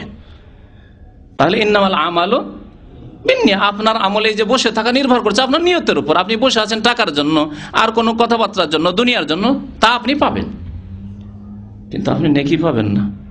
জি, এই হচ্ছে ইন্নামাল আমালু বিন্নিয়াতের অর্থ। তো অন্তর থেকে নিয়ত করতে হবে, হচ্ছে নিয়ত একটি শর্ত নামাজের জন্য। তারপরে তাকবীরে তাহরিমা দিতে হবে, এমন তাকবীর যার পরে কথাবার্তা হারাম, একে বলে তাকবীরাতুল ইহরাম কোন কোন ফিকার কিতাবাতিতে, আর না হলে তাকবীরে তাহরিমা। আমাদের দেশের মানুষ, উপমহাদেশের মানুষ তাকবীরে তাহরিমা বলেই জানে। অন্য নামাজে যেমন প্রথম তাকবীরকে তাকবীরে তাহরিমা বলা হয়, তেমনি জানাজার নামাজের প্রথম তাকবীর হচ্ছে তাকবীরে তাহরিমা। এই তাকবীরে তাহরিমা দেওয়ার সময় রাফুল ইয়াদাইন, 2 হাত উঠাতে হবে। হ্যাঁ, 2 হাত উঠাতে রাফুল ইয়াদাইন, এতে কোনো ইখতিলাফ নেই, সমস্ত আইম্মা কেরাম একমত। যেমন অন্যান্য নামাজের ক্ষেত্রে প্রথমখানে কি হানাফি, শাফি, মালিকি, হাম্বলি সবাই কি করছেন? আল্লাহু আকবার রাফুল ইয়াদাইন করে তাকবীরে তাহরিমা দিচ্ছেন। ঠিক জানাজার নামাজেও এই প্রথম রাফুল ইয়াদাইন সম্পর্কে কোনো ইখতিলাফ নেই। তো 2 হাত উত্তোলন করে কি করতে হবে? আল্লাহু আকবার বলতে হবে, অন্য কোনো তাকবীর দিয়ে হবে না। আল্লাহু আকবার যে কেউ আল্লাহু কবির বলবে, আল্লাহু আজাল আজম, এগুলি ফিকার কিতাবে রয়েছে, বিশেষ করে হানাফি ফিকাতে এমন এমন কথাবার্তা রয়েছে যা অবাস্তব, হানাফিরাই আমল করে না। আছে না ফিকার কিতাবে? পড়েছেন আমাদের অনেক ভাইরা, যে আল্লাহু আকবার না বলে আল্লাহু আজিম, আল্লাহু কবির, হ্যাঁ, আল্লাহু জলিল, আল্লাহু গাফফার, হ্যাঁ, আল্লাহু রাহিম বললে হয়ে যাবে তাদের কাছে। কিন্তু অবাস্তব, তাদের প্রত্যেকটি কিতাবে রয়েছে, হেদায়া থেকে শুরু, হেদায়া, কদরি, সারহাবেকা, সমস্ত কিতাবে রয়েছে। এই জন্য বলছি যে দেখেন, এগুলি হচ্ছে মানুষের কথা, আকওয়ালুর রিজাল, মানুষের কথাকে যাচাই বাছাই করতে হবে। ফিকার কথা হচ্ছে মানুষের কথা, মানুষের কথায় ভুল হতে পারে, আবার সঠিক হইতে পারে, তাতে কিছু সঠিক কথা আছে কিন্তু বহু ভুল কথাবার্তা রয়েছে। সুতরাং সেগুলিকে যাচাই বাছাই করতে হবে কোরআন সুন্নাহর কষ্টি পাথরে, কোরআন সুন্নাহ সামনে পেশ করতে হবে। যদি অনুমোদন পাই কোরআন সুন্নাহ থেকে, আল্লাহ এবং রাসূলের পক্ষ থেকে, তাহলে আল্লাহর রাসে ওয়াল আইন, সির নত করে মেনে নেবেন, আমল করবেন আপনি ফিকার কিতাব থেকে ওই মাসলাগুলি যেগুলি কোরআন সুন্নাহতে প্রমাণ রয়েছে যে এগুলি মাসলা মাসাইল। আর যেগুলির প্রমাণ নেই অথবা দুর্বল, জয়ীফ, সেগুলি ছেড়ে দিতে হবে। তাকবীরে তাহরিমা হয়ে গেল, তারপরে কি করতে হবে? আচ্ছা, নামাজ আমাদের দেশে যেমন ভুল করে, দাঁড়ালে ইমাম বলে আনা ইমামুল লিমান হাযারা মাল্লাম ইয়াহজুর, মুক্তাদি বলে ইক্তাদাই তো বিহাজিল ইমাম, এসব করতে হবে নাকি জানাজাতে? জানাজাতে তো নেই, অন্য নামাজে নেই, সবগুলি বিদআত, সবগুলি বিদআত। জি, যেমন নিয়ত উচ্চারণ করা, পড়া বিদআত, তেমনি এই সবগুলি কথাবার্তা নামাজে হোক আর জানাজার নামাজে হোক বিদআত। তাকবীরে তাহরিমা হয়ে গেল, তারপরে আউযু বিল্লাহি মিনাশ শাইতানির রাজিম বলবেন আপনি, তারপরে বলবেন বিসমিল্লাহির রহমানির রহিম। তাহলে সানা ঢুকে আছে যে মনের মধ্যে অনেকের। এই জন্য বলেছি যে অনেকেই জানাজার নামাজ পড়তে জানেন না, আবার অনেকে জানলে ভুল জানেন। জি, সানা যে পড়তে হবে এর কোনো প্রমাণ হাদিসে নেই। সানা যে পড়তে হবে কোনো হাদিসের প্রমাণ নেই। নবী করিম সাল্লাল্লাহু আলাইহি ওয়াসাল্লাম জীবনে কোনোদিন আল্লাহ বাইদ বাইনি পড়েছেন না, ইন্নী ওয়াজহাত ওয়াজহিয়া পড়েছেন জানাজার নামাজে, আন্না সুবহানাকা আল্লাহুম্মা ওয়া বিহামদিকা ওয়া তাবারাকা ইসমুকা ইলা আখিরি, এসব পড়েছেন। তাহলে আপনি নামাজ পড়বেন কেমন? সাল্লু কামা রাআইতুমুনি ওয়াসাল্লি, যেমন আমি মুহাম্মদ সাল্লাল্লাহু আলাইহি ওয়াসাল্লামকে নামাজ পড়তে দেখলে, যে কোনো নামাজ হোক না কেন, তার মধ্যে জানাজার নামাজ, ওই রকমই আপনাকে নামাজ পড়তে হবে, তাহলেই কবুল হবে। আর যদি আপনি মান আমেলা আমালান এমন কোন আমল করেন, নামাজ পড়লেন আপনি জানাজার, কিন্তু লাইসা আলাইহি আমরুনা, নবী করিম সাল্লাল্লাহু আলাইহি ওয়াসাল্লামের নামাজের মতো নামাজ পড়লেন না, ফাহুয়া রাদ্দুন, তাহলে তা প্রত্যাখ্যাত হয়ে যাবে। সুতরাং যখন প্রমাণ নেই তখন পড়বেন না। কেউ কেউ টেনে টুনে নিয়ে যাওয়ার চেষ্টা করেছে যে একটা হাদিস রয়েছে আল্লাহর প্রশংসা করলেন, হামদোসানা করলেন, দিয়ে জানাজার নামাজে তাকবীরের পর হামদোসানা করলেন। এই হামদোসানা থেকে কেউ নিয়ে গেছেন মানে আল্লাহর প্রশংসা করলেন, এই কথা আছে। আল্লাহর প্রশংসা করলেন মানে আমরা সানা সুবহানাকা আল্লাহুম্মা ওয়া বিহামদিকা পড়বো, কিন্তু আল্লাহর প্রশংসা করলেন সূরা ফাতিহাতে আল্লাহর প্রশংসা আছে না নেই? আলহামদুলিল্লাহ হে রব্বিল আলামিন, সমস্ত প্রশংসা গুণগান কার? সেই মহান আল্লাহর জন্য যিনি বিশ্বজাহানের প্রতিপালক রব্বুল আলামিন। আর রহমানির রহিম মালিক ইয়াউমিদ্দিন, আল্লাহর গুণগান এগুলি।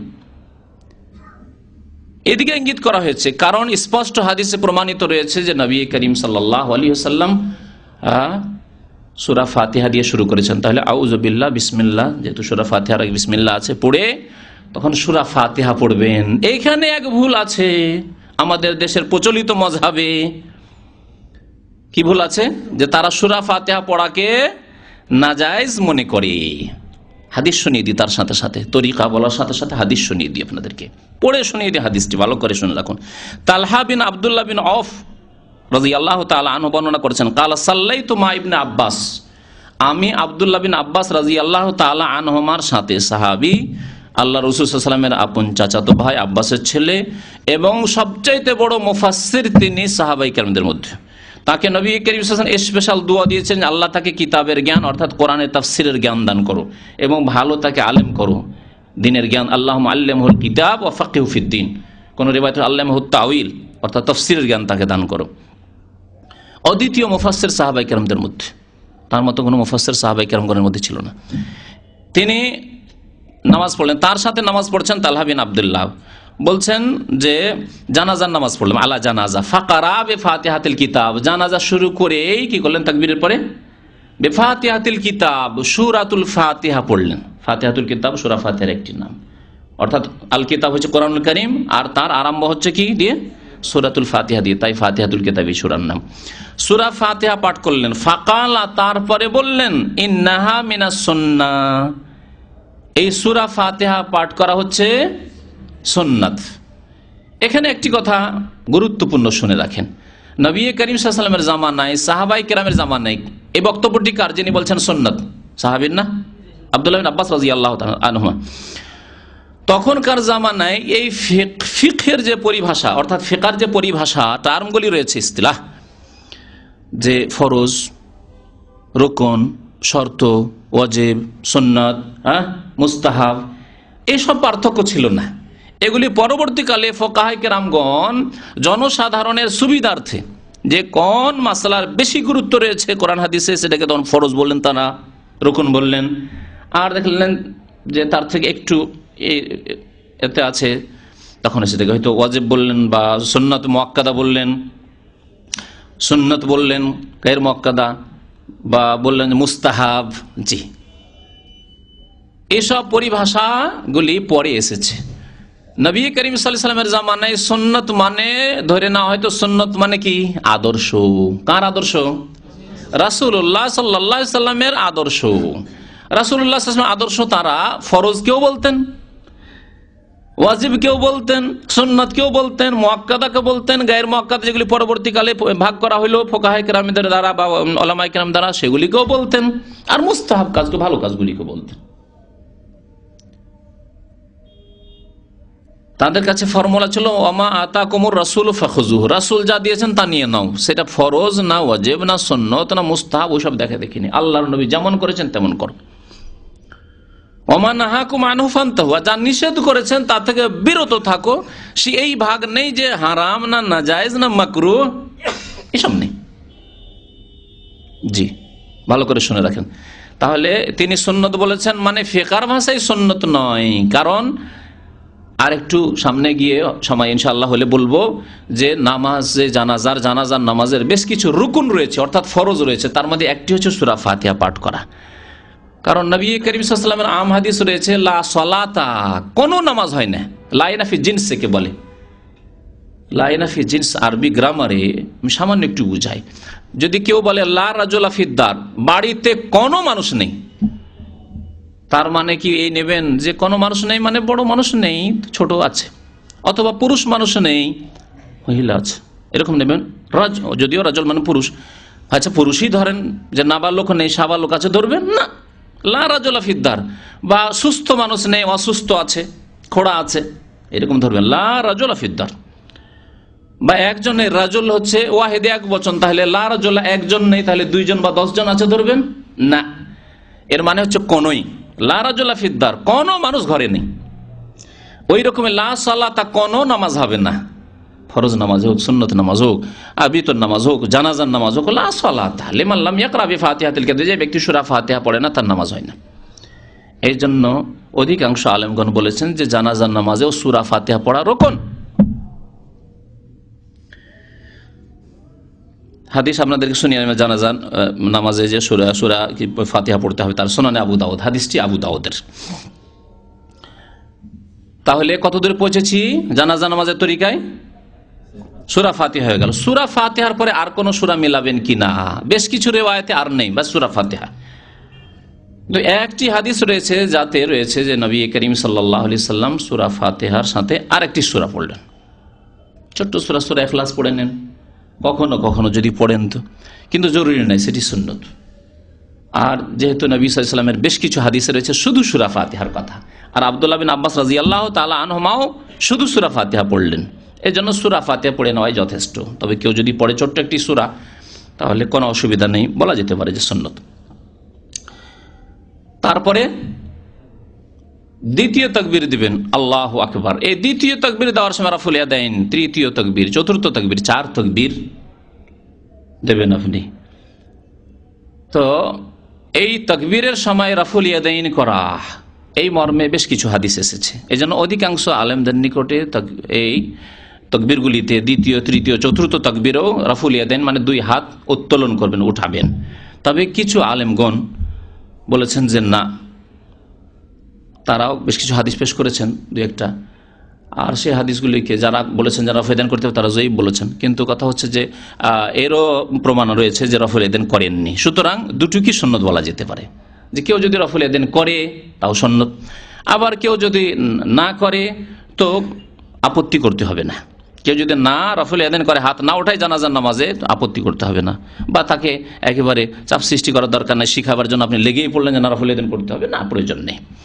তো রাফুল ইয়াদাইন করা না করা দুটোই করা যেতে পারে এই ক্ষেত্রে, দ্বিতীয়, তৃতীয়, চতুর্থ তাকবীরের তাকবীরে।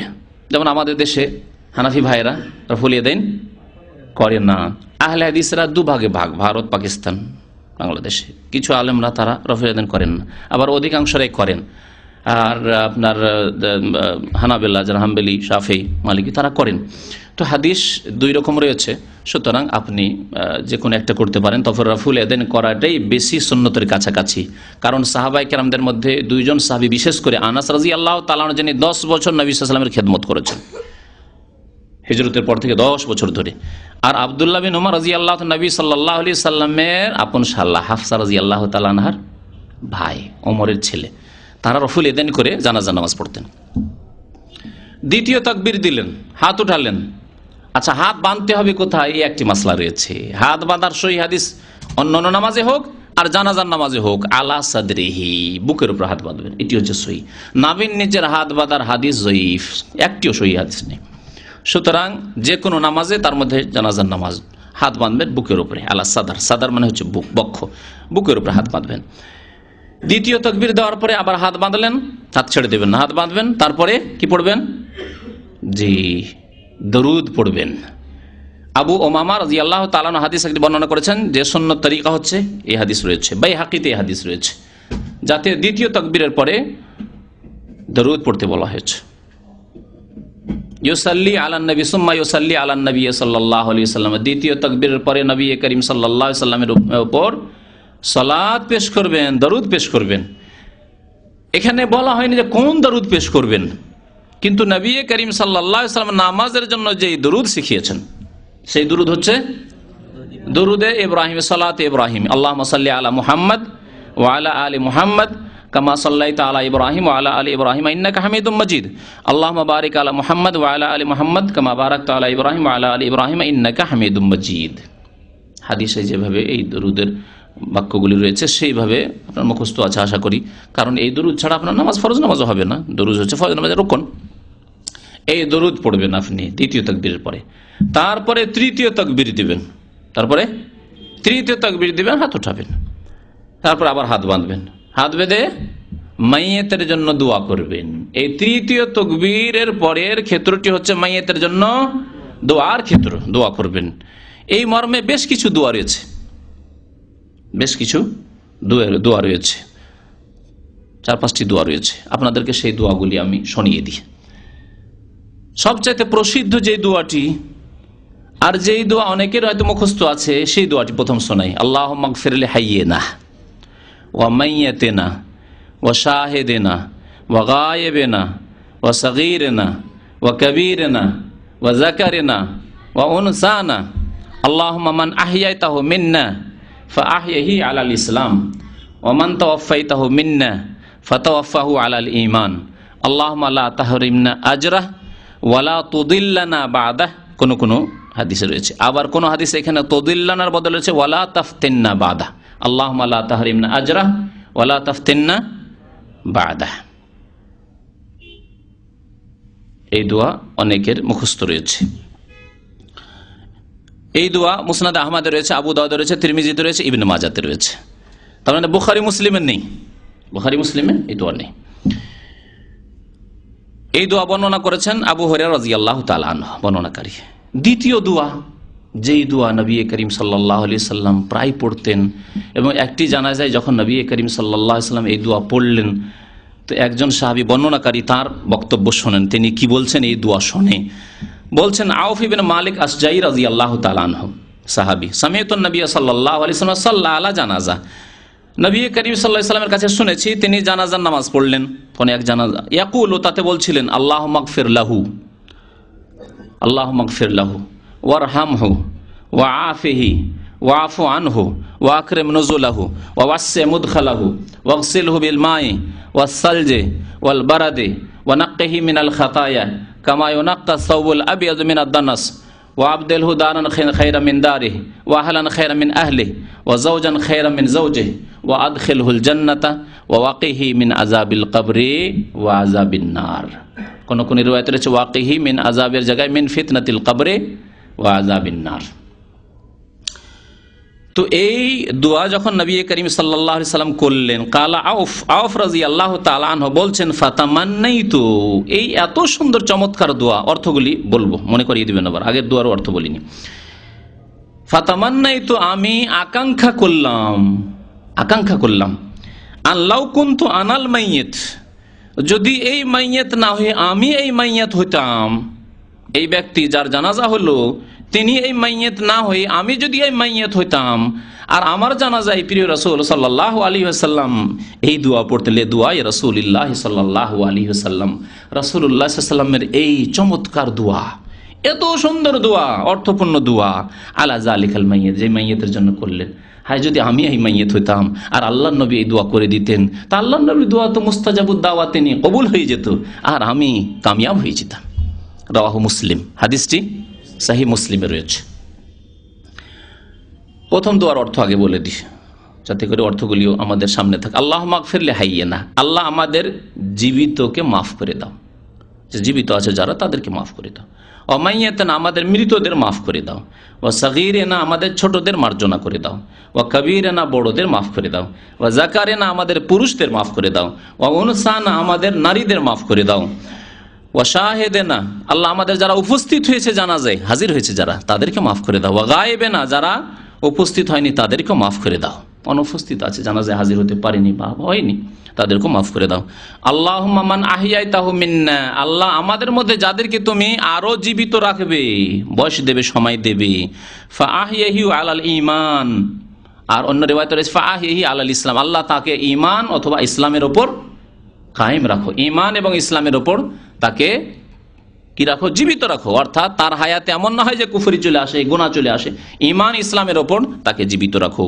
ওয়ামান তাওয়াফাইতাহু মিন্না, আমাদের মধ্য থেকে যাকে মৃত্যু দান করবে আল্লাহ পাক তুমি, ফাতাওয়াফাহু আলাল ঈমান, তাকে ঈমানের অবস্থায় মৃত্যু দান করো, ঈমানের অবস্থায় মৃত্যু দান করো। এমন না হয় যে শেষখানে কুফরি করে পাপ করে আশা রাত ফিল্ম দেখেছে, ফজর নামাজ পড়েনি, এশার নামাজ পড়েনি, আর ওই অবস্থায় গেল মরে। পাপের অবস্থায় যাতে মওত না হয় কোনো মুসলিমের। আল্লাহুম্মা লা তাহরিমনা আজরাহ, আল্লাহ এর নেকি থেকে আমাদেরকে বঞ্চিত করিও না। এই মৃত ব্যক্তি যে নেকি নিয়ে যাচ্ছে, আবার তার জানাজায় যে শরীক হলাম, আল্লাহ সেই নেকি থেকে আমাদেরকে বঞ্চিত করিও না, তাতে আমাদেরকে ভাগ দিও।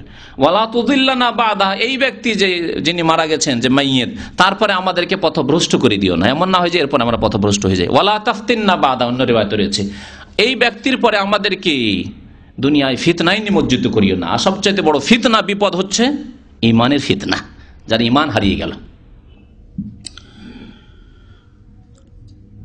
দ্বিতীয় দুয়ার অর্থ বলি, আল্লাহুম্মা গফির লাহু, যেই দোয়া শুনে সাহাবী আকাঙ্ক্ষা করেছিলেন যে আমি যদি এই মৃত ব্যক্তি হইতাম, আর আল্লাহর নবী এই দোয়া আমার জন্য করতেন, আল্লাহুম্মা গফির লাহু, আল্লাহ এই ব্যক্তিকে মাফ করে দাও, ওয়ারহামহু, তার উপর দয়া করো, ওয়াফু আনহু, তাকে মাফ করে দাও, মার্জনা করো, ওয়াআফিহি, তাকে নিরাপদ রাখো, আফিহি, নিরাপদ রাখো। পৃথিবীতে যেই নিরাপত্তার প্রয়োজন হয় দুনিয়াতে হায়াতে বেঁচে থাকাকালীন, আর মৃত্যুর পরে যেই নিরাপত্তার প্রয়োজন হয়, এখন তো সে মারা গেছে, তাকে নিরাপত্তা দান করো। ওয়া আকরিম নুজুলাহু, তার আতিথ্য সুন্দর করো, তার মেহমানিকে সুন্দর করো। ওয়াসে মুদখালাহু, তার প্রবেশের স্থানকে তুমি প্রশস্ত করে দাও, অর্থাৎ কবরকে প্রশস্ত করে দাও। ওয়াকসিলহু বিল মাই ওয়াস সালজি ওয়াল বারাদে, এবং আল্লাহ তাকে ধুইয়ে দাও পানির দ্বারা, বরফের দ্বারা এবং শিলাবৃষ্টির দ্বারা, কারণ এগুলি পানি হচ্ছে খুব খাঁটি পানি, তাই না? জি, বরফের পানি খাঁটি পানি, আর আকাশ থেকে শিলাবৃষ্টি হচ্ছে যে পাথর, খাঁটি পানি একবারে। কামায়ুনাক্কা সাওবুল আবিয়াদ মিনাদ দানাস, যেমন সাদা মিনাল খাতায়, তার গুনাহ থেকে, যেমন তুমি সাদা কাপড়কে ময়লা থেকে পরিষ্কার করে দাও, বা যেমন সাদা কাপড় ময়লা থেকে পরিষ্কার করা হয়। ও আবদিল হুদারান খায়রা মিন দারিহি, তার যে পৃথিবীতে ঘর ছিল, বাড়ি ছিল, অট্টালিকা ছিল, যা কিছু থাকে না কেন, তার চাইতে উত্তম ঘর আল্লাহ তুমি তাকে দান করো কবরে আর তারপরের জীবনে, অর্থাৎ জান্নাতে। ও আহলান খায়রা মিন আহলিহি, তার যে পরিবার ছিল, স্ত্রী ছিল, ছেলে মেয়ে ছিল, তার চাইতে উত্তম পরিবার তুমি তাকে দান করো আল্লাহ জান্নাতে। ওয়া যাওজান খায়রা মিন যাওজিহি, এবং তার স্ত্রী যে পৃথিবীতে ছিল, বা যদি মহিলা হয় তাহলে তার স্বামী ছিল, তার চাইতে ভালো স্বামী, অর্থাৎ তাকে যদি সে যদি জান্নাতে যায়, আলো উত্তম রূপে আল্লাহ পাক রব্বুল আলামিন স্বামী হিসাবে দেবেন। আর যদি হতভাগা হয়, ফাসেক, স্ত্রী নেক ছিল, জান্নাতে যাবে, তাহলে আল্লাহ তার চাইতে উত্তম স্বামী তাকে দান করবেন। এই দোয়া। ওয়াকিহি ফিতনাতুল কবরে, আল্লাহ তাকে জাহান্নামের ফিতনা থেকে বাঁচাও, না কবরের ফিতনা থেকে, কবরের আযাব, কবরের ফিতনা হচ্ছে প্রশ্ন উত্তর, আল্লাহ প্রশ্ন উত্তর হবে তখন যেন জবাব দিতে পারে। ওয়া আযাবান নার, এবং তারপরে আযাব, এবং জাহান্নামের আযাব থেকে তাকে বাঁচাও। এই ছিল নবী করিম সাল্লাল্লাহু আলাইহি ওয়াসাল্লামের দোয়া। এই দুইটি দোয়া অবশ্যই পড়ার চেষ্টা করবেন, যদিও একটি দোয়া পড়লে আপনার জানাজার নামাজ হয়ে যাবে, কিন্তু কমের পক্ষে দুইটি দোয়া পড়ার চেষ্টা করবেন। এখানে সৌদি আরবে দেখবেন আপনি একটি দোয়া পড়ে তারপরেও দেখছেন যে সালাম ফিরছে না, হয় না এরকম? এই দোয়াটি অবশ্যই তারা পড়েন। কমের পক্ষে দুইটি দোয়া এখানকার আইম্মায়ে কেরামগণ জানাজার নামাজে পড়েন, এই দুইটি দোয়া। পুরুষের ক্ষেত্রে আল্লাহ মাগফির লাহু ওয়ারহামহু, হু হু করে বলবেন, কিন্তু যদি জানাজা কার হয়, মহিলার হয়, তাহলে কি করবেন? আল্লাহ মাগফির লাহা বলবেন, এটি হচ্ছে উত্তম, যদি আপনি পরিবর্তন করতে পারেন। আর যদি পরিবর্তন করতে গিয়ে আপনার গিয়ার ফেঁসে যায়, তাই না, গিয়ার ফেঁসে যেতে পারে, আরবি জানেন না, আর হু কোথায়, হু হু হু যে কয় জায়গায় আছে, আর কত জায়গায় যে আমাকে গিয়ার চেঞ্জ করতে হবে, হুর জায়গায় হা করতে হবে, সমস্যা। তাহলে ওই মাইয়িত, পুরুষও মাইয়িত আর মহিলাও মাইয়িত, মাইয়িতকে নিয়ত করে আপনি এই দোয়া করেন, আল্লাহ মাগফির লাহু ওয়ারহামহু, একই অবস্থায় আপনি থাকেন, এটি আপনার জন্য নিরাপদ। কারণ কি বলতে গিয়ে কি বলে গিয়ে দোয়াটাই ভুলে যান, তখন হুকে হা করতে গিয়ে হতে পারে এরকম সম্ভাবনা আছে যে দোয়াই ভুলে গেলেন, হতে পারে না? জি। 3 নম্বরে দোয়া শোনেন, দোয়াগুলি শুনেন। বর্ণনা করেছেন ওয়াসিলা ইবনুল আসকা রাদিয়াল্লাহু তাআলা আনহু, সাহাবী, বলছেন সাল্লা বিনা রাসূলুল্লাহ সাল্লাল্লাহু আলাইহি ওয়াসাল্লাম আলা রাজুলিন মিনাল মুসলিমিন। রাসূলুল্লাহ সাল্লাল্লাহু আলাইহি ওয়াসাল্লাম আমাদেরকে এক মুসলমান নিয়ে এক মুসলিম ভাইয়ের ওপর জানাজার নামাজ পড়লেন, একজন মুসলিমের জানাজার নামাজ পড়লেন আমাদেরকে নিয়ে। ফাসামি'তুহু ইয়াকুল, নবী করিম সাল্লাল্লাহু আলাইহি ওয়াসাল্লাম থেকে শুনেছি তিনি বলতেন, এই দোয়া বললেন, আল্লাহুম্মা ইন্না ফুলান ইবনা ফুলানিন, হে আল্লাহ, আগে দোয়াটি পড়িয়ে দিই তাই না, আল্লাহুম্মা ইন্না ফুলান ইবনা ফুলানিন ফি জিম্মাতিকা ওয়া হাবলে জাওয়ারিকা ফাকিহি ফিতনাতাল কবরি ফাকিহি মিন ফিতনাতিল কবরি ওয়া আযাবিন নার ওয়া আনতা আহলুল ওয়াফাই ওয়াল হামদি আল্লাহুম্মা ফাগফির লাহু ওয়ারহামহু ইন্নাকা আনতাল গফুরুর রহিম। হাদিসটি আবু দাউদে রয়েছে, ইবনে মাজাহতে রয়েছে এবং এর সনদ সূত্র হচ্ছে সহিহ। সুতরাং এটিও পড়তে পারেন। কি অর্থ বলেছেন রাসূলুল্লাহ সাল্লাল্লাহু আলাইহি ওয়াসাল্লাম এই দোয়া, হে আল্লাহ, ইন্না ফুলান ইবনা ফুলানিন, অমুকের ছেলে অমুক, ফুলান মানে অমুক, অমুকের ছেলে অমুক, ফি জিম্মাতিকা, আল্লাহ তোমার দায়িত্বে, আল্লাহ তোমার হাওয়ালা করে দিলাম, তোমাকে সঁপে দিলাম। ওয়া হাবলে জাওয়ারিকা, এবং তোমার শরণে দিলাম, শরণ বুঝেন তো, আশ্রয়, হাবলে জাওয়ারিকা তোমার আশ্রয় দিলাম, তোমার আশ্রয় ছাড়া, তোমার পানা ছাড়ার কোনো উপায় নেই। ফাকিহি মিন ফিতনাতিল কবরে, সুতরাং তাকে জাহান্নামে, কবরের আযাব থেকে, কবরের ফিতনা থেকে, কবরের প্রশ্ন উত্তরে যে সম্মুখীন হবে তা থেকে তুমি বাঁচাই আল্লাহ, যাতে সঠিকভাবে জবাব দিতে পারে এবং কবরের আযাব থেকে বাঁচতে পারে। ওয়া আযাবিন নার, এবং জাহান্নামের আযাব থেকে তাকে মুক্তি দান করো আল্লাহ। ওয়া আনতা আহলুল ওয়াফাই, আল্লাহ তুমি ওয়াদা পূরণকারী। যে মুমিন ব্যক্তি, যেই ব্যক্তি তাওহীদের সাথে গিয়েছে, সৎকর্মশীল হয়েছে, আল্লাহ তাকে তুমি ফিতনার সম্মুখীন করবে না, আযাব দেবে না। আল্লাহ তোমার হক যদি আদায় করে থাকে তাহলে তুমি আযাব দেবে না। আছে না মুআয বিন জাবালের হাদিসে, যে আল্লাহর ইবাদত যদি কেউ করে থাকে আর শিরক না করে, তাহলে আল্লাহর উপরে হক হচ্ছে বান্দার যে আল্লাহ আযাব দেবে না তাকে। আর আল্লাহর হক হচ্ছে একমাত্র তার ইবাদত করবেন, তার সাথে কাউকে শরীক করবেন না আপনি। ওয়ালহামদে, আল্লাহ সমস্ত প্রশংসা তোমার। আল্লাহুম্মা ফাগফির লাহু, সুতরাং আল্লাহ তুমি তাকে মাফ করে দাও, তার উপরে রহম করো। ইন্নাকা আনতাল গফুরুর রহিম, নিশ্চয় তুমি মার্জনাকারী। হাদিসটি সহিহ। আর একটি দোয়া, 4 নম্বরের দোয়া, ইয়াজিদ ইবনে রুকানা ইবনুল মুত্তালিব সাহাবী, তিনি বর্ণনা করেছেন, কানা রাসূলুল্লাহ সাল্লাল্লাহু আলাইহি ওয়াসাল্লাম ইযা কামা লিল জানাজাতি লিইউসাল্লি আলাইহা, রাসূলুল্লাহ সাল্লাল্লাহু আলাইহি ওয়াসাল্লাম যখন জানাজায় দাঁড়াতেন, নামাজ পড়ার জন্য জানাজার, তখন আরেকটি দোয়া বলতেন, আল্লাহুম্মা আবদুকা ওয়া ইবনু আমাতিকা ইহতাজা ইলা রাহমাতিকা ওয়া আনতা গানিয়ুন আন আযাবিহি ইন কানা মুহসিনান ফাজিদ ফি হাসানাতিহি ওয়া ইন কানা মুসিআন ফাতাজাওয়াজ আনহু।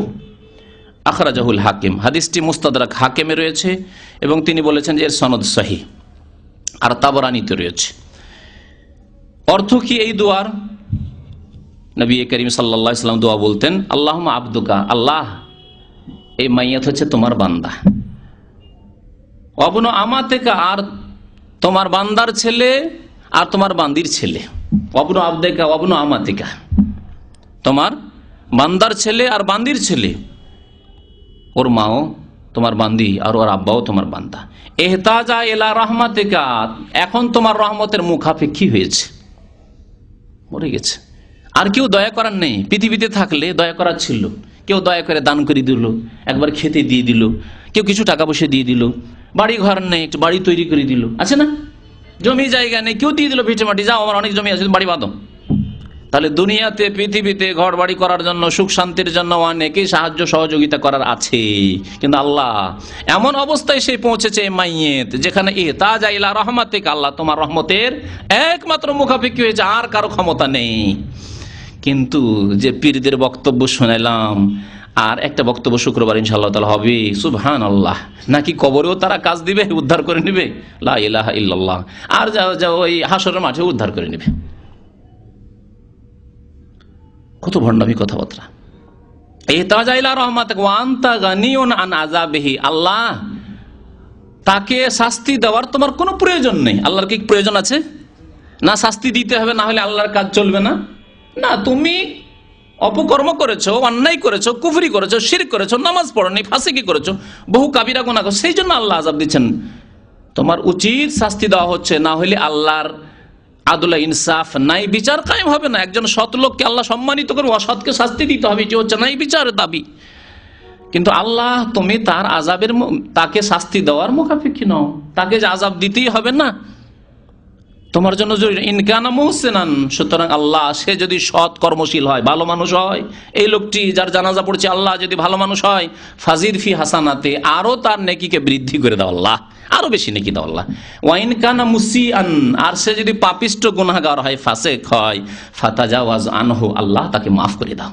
তাহলে বোঝা গেল পাপিষ্ট গুনাহগার ফাসিকের জন্য কি করতে হবে? মার্জনার দোয়া করতে, আল্লাহ তাকে মাফ করে দাও। হ্যাঁ, কাফির, বেদিন, অবিশ্বাসী, মুশরিক, আল্লাহর সাথে শরীক করেছে, ইয়া গাউসুল আজম মাদাদ। আজকে কয়েকটা তাবিজ আমার কাছে তরজমার জন্য এসেছে,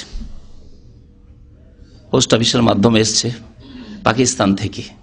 আশ্চর্য হয়ে যাবেন সেই তাবিজে কি আছে, কত বড় বড় শিরক। বলছে কাল্লাত হিলাতি, আমার শক্তি একেবারে নেই, অসহায় হয়ে পড়েছি। ওয়ান্তা ওয়াসিলাতি, হে নবী আপনি আমার মাধ্যম। আদরেকনি ইয়া রাসূলুল্লাহ, হে আল্লাহ রসুল আমাকে উদ্ধার করুন, উদ্ধার করুন। জি, ছোট তাবিজ, ছাপানো আবার প্রিন্টেড তাবিজ, আদরেকনি ইয়া রাসূলুল্লাহ, হে আল্লাহ রসুল আমাকে উদ্ধার করুন। আর কিছু শয়তানি নাম লেখা আছে, আর তার মধ্যে লেখা আছে মদিনা, মদিনা, বাকি, বাকি, বাকির কাছে এই বাকি উদ্ধার করবে, বাকির কবরস্থান উদ্ধার করবে, মদিনা উদ্ধার করবে। আর ওই সব শয়তান জিনের নাম অথবা আরো কারো নাম, দেবী দেবতা ইত্যাদি, সেগুলি উদ্ধার করবে। আল্লাহ, এগুলি হচ্ছে এক শ্রেণীর মুসলিমদের তাবিজ, যেগুলি সম্পর্কে তাদের ধারণা, যেগুলি যদি হাতে বাঁধা থাকে, কোমরে বাঁধা থাকে বা বাড়িতে থাকে, তাহলে কোনো দুশ্মনকেও ক্ষতি করতে পারবে না, বদনজর লাগবে না, হ্যাঁ, বিপদ আপদ আসবে না, বালা মুসিবত আসবে না। কেমন শিরকে ডুবে আছে। তাহলে এইরকম শিরকে যদি ডুবে থাকে, আদরেকনি ইয়া রাসূলুল্লাহ, গাউসুল আজম মাদাদ, খাজা বাবা, শাইয়াল লিল্লাহ ইত্যাদি ইত্যাদি, যদি এসব বলে, তাহলে কি ঈমান থাকবে না মুশরিক হয়ে যাবে? বড় মুশরিক। সুতরাং তাদের জন্য কোনো মার্জনা নেই। আল্লাহ পাক ইরশাদ করেছেন সূরা তওবায়, মা কানা লিন-নবী ওয়াল্লাযীনা আমানু, নবীর জন্য এবং মুমিন মুসলিমদের জন্য জায়েজ নয়, আল্লাহ বলছেন। নবীর জন্য জায়েজ নয়, আল্লাহ বলছেন। ওয়াল্লাযীনা আমানু, মুমিনদের জন্য জায়েজ নয়। আইয়াস্তাগফিরু লিল মুশরিকিন, যে তারা মুশরিকের জন্য আল্লাহর কাছে মার্জনা চাইবে, মার্জনা কামনা, আল্লাহ এই লোককে মাফ করে দাও যে কবরে সিজদা করেছে। গাউসুল আজম মাদাদ তার বাড়িতে লেখা ছিল, তার বাসের ট্রেনে লেখা ছিল, তার তাবিজ ছিল, আর তার জন্য দোয়া করবে। ওয়ালাউ কানু উলি কুরবা, যদিও নিকটাত্মীয় হোক না কেন, মিন বাদে মা তাবায়্যানা লাহুম আন্নাহুম আসহাবুল জাহিম, এটা স্পষ্ট হয়ে যাওয়ার পরে যে তারা এই জাহান্নামী হয়ে মারা গেছে, অর্থাৎ এই কুফরি শিরকের অবস্থায় কবর মাজার ভক্ত হয়েই মারা গেছে। হ্যাঁ, যদি তওবা সম্পর্কে জেনে নেন না শেষ জামানায় তওবা করে এনেছে, তাহলে অবশ্যই দোয়া করুন, কারণ সে মুসলিম মুমিন হয়ে গেছে। মান কানা আখিরু কালামিহি লা ইলাহা ইল্লাল্লাহ, শেষখানে যদি সত্যি সমস্ত তাগুতকে ছেড়ে দিয়ে, কবর মাজারকে ছেড়ে দিয়ে, দেবী দেবতাকে ছেড়ে দিয়ে, প্রতিমা পুতুল জিন শয়তানকে ছেড়ে দিয়ে, তাবিজকে ছেড়ে দিয়ে যদি লা ইলাহা ইল্লাল্লাহ, আল্লাহ ছাড়া কে সত্য মাবুদ নেই, সবকিছুর মালিক একমাত্র আল্লাহ এবং সমস্ত ইবাদতের হক একমাত্র আল্লাহ পাক রাখেন, তাহলে শেষখানে যদি আল্লাহ এই তৌফিক দেন, বিশ্বাসের, অন্তরের বিশ্বাসের সাথে, খালেস অন্তর থেকে, খালেসা মিন কলবিহি, নবী সাল্লাল্লাহু আলাইহি ওয়াসাল্লাম বলেছেন, দাখালাল জান্নাত, ইনশাআল্লাহ তাআলা জান্নাতে যাবে। তো ওই দোয়াটির কথা বলছিলাম যে এই দোয়া, আল্লাহ যদিও পাপী হয়, মদখোর মুসলমান হোক না কেন, জি, চোর মুসলমান হোক না কেন, যতই কাবিরা গুনাহ হোক না কেন, দোয়া করতে হবে আল্লাহ ওয়াইন কানা মুসিয়ান, আল্লাহ যদি পাপিষ্ট হয় তবুও তাকে মাফ করে দাও। আরেকটি দোয়া আছে, আবু দাউদে রয়েছে, কিন্তু সেই দোয়াটি জয়ীফ। জয়ীফ দোয়া যদি হয়, তাহলে নবী সাল্লাল্লাহু আলাইহি ওয়াসাল্লাম থেকে প্রমাণিত এই ইয়াকিন, এই বিশ্বাস না রেখে, যদি অর্থ ভালো হয় দোয়া করতে পারেন। মাসলাটি ভালো করে শুনে রাখবেন। আপনি এই বিশ্বাস এতেকাদ রাখবেন না যে এটি নবী সাল্লাল্লাহু আলাইহি ওয়াসাল্লামের দোয়া, কারণ হাদিস সূত্র দুর্বল, তবে দোয়ার অর্থ ভালো, সুতরাং আল্লাহ পাকের কাছে এইরকম দোয়া করতে পারেন। এই দোয়াটি আমার ওস্তাদ, যিনি আমাকে বুখারী পড়িয়েছিলেন, প্রথম যখন দাওরা হাদিস ফারেগ হই, তখন তার কাছ থেকে জানাজা নামাজ, অনেকবারই তার পেছনে জানাজা পড়েছি, আর খুব মুরব্বী বয়স্ক মানুষ ছিলেন, প্রায় 40 বছর থেকে তিনি বুখারী পড়াচ্ছিলেন। আমরা মনে হয় 40 বছরের বছর আমরা ফারিগ হইলাম তার কাছ থেকে। তো তিনি এই দোয়াটি পড়তেন। আমাদের দেশের বড় বড় আলেমরাও সহিহ জয়ীফের পার্থক্য রাখেন না, কারণ এই সাবজেক্ট সহিহ জয়ীফের, এই উসুলে হাদিস আমাদের দেশে হক আদায় করে পড়া হয় না। একটা সাবজেক্ট মাত্র পড়া হয়, শুধু ওই সংজ্ঞাগুলি, পরিভাষাগুলি জানতে যেতে বছরটা পার হয়ে যায়। তো সেই হাদিসটি শুনিয়ে দিচ্ছি। আবু হুরায়রা রাদিয়াল্লাহু তাআলা আনহু বর্ণনা করছেন যে রাসূলুল্লাহ সাল্লাল্লাহু আলাইহি ওয়াসাল্লাম থেকে শুনেছেন, ইউসাল্লি আলাল জানাজা, জানাজার নামাজ পড়ালেন। কালা আমা আল্লাযী কুলতা কালা নাম কালামুন কানা বাইনাহুমা ক্বাবলা যালিকা কালা আবু হুরায়রা আল্লাহুম্মা আনতা রাব্বুহা। এই দোয়াটি বলছেন আবু হুরায়রা রাদিয়াল্লাহু তাআলা বর্ণনা করেছেন, হে আল্লাহ তুমি এই মাইয়াতের রব, আল্লাহুম্মা আনতা রাব্বুহা ওয়া আনতা খালাকতাহা, আল্লাহ তুমি এই মাইয়াতকে সৃষ্টি করেছো, ওয়া আনতা হাদাইতাহা লিল ইসলাম, আল্লাহ এই মাইয়াত মৃতকে তুমি ইসলামের জন্য ইমানের জন্য হিদায়াত করেছো, ওয়া আনতা কাবাজতা রূহা, আল্লাহ তুমি তার রূহ আত্মাকে কবজ করেছো, ওয়া আনতা আলামু বিসিররিহা ওয়া আলানিয়াতিহা, এবং তুমি আল্লাহ তার অন্তর্যামী, তার গোপনীয় খবর রাখো যে কি গুনাহ করেছে সে, আর প্রকাশ্য খবরও রাখো। আর আমরা দুনিয়ার মানুষ কিছু প্রকাশ্য খবর রাখি, সমস্ত প্রকাশ্য খবর আমরা রাখি না একজন মানুষের। কেউ কিছু রাখি, কেউ কিছু রাখি, কেউ কিছু রাখি, তার ঘনিষ্ঠ ব্যক্তির কিছু রাখে, আর বাইরে গিয়ে পাপ করেছে তা হয়তো বাড়ির স্ত্রী জানে না, তার মা বাবা জানে না, নির্জনে করেছে, কিন্তু আল্লাহ পাক সব কথাই জানেন। তাই বলছেন নবী করিম সাল্লাল্লাহু আলাইহি ওয়াসাল্লাম এই দোয়া, ওয়া আনতা আলামু বিসিররিহা ওয়া আলানিয়াতি, আল্লাহ তার গোপনও জানো আর তার প্রকাশ্য জানো। জেনা বেকা সোফা, আল্লাহ তোমাকে জেনা বেকা সোফা, তোমার দরবারে আমরা সুপারিশকারী হিসাবে হাজির হয়েছি। আল্লাহ সুপারিশ করছি এই লোকের জন্য, এই মাইয়াতের জন্য। ফাগফির লাহু, আল্লাহ তাকে মাফ করে দাও, আল্লাহ তাকে মাফ করে দাও। হাদিসটা আবু দাউদে রয়েছে। তো এই ছিল কয়েকটি দোয়া, যেই দোয়াগুলি পড়ার চেষ্টা করবেন। বিশেষ করে প্রথম দুইটি দোয়া তো অবশ্যই মুখস্থ করে নেবে, আল্লাহ যেন আমাদেরকে তৌফিক দান করেন। তারপরে বলছিলাম যে 5 নম্বরে যদি ছিল শিশুর জানাজা, জানাজা তুফিল, শিশুর জানাজা হয়, তাহলে সেই ক্ষেত্রে দোয়া কি এগুলি চলবে না অন্য দোয়া লাগবে?